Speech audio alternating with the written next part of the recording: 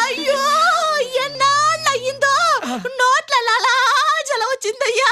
మాకు కూడా. మీరందరూ ఏమి అనుకోకపోతే నేను ఒక్కసారి నాకుతానే.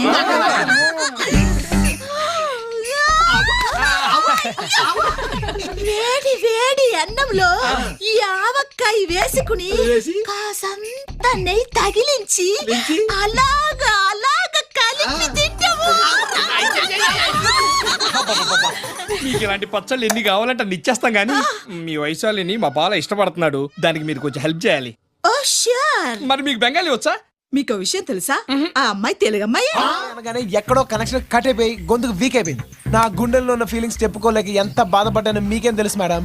అదే మన తెలుగు అమ్మాయిని తెలుసుంటే నా కష్టాలన్నీ చెప్పుకుని మాయ చేసో మతలబ్ చేసో ఈ పాటికి లైన్ లో పెట్టుకునేవాడిని. అలాంటి వాడివి కాబట్టి చెప్పలేదు.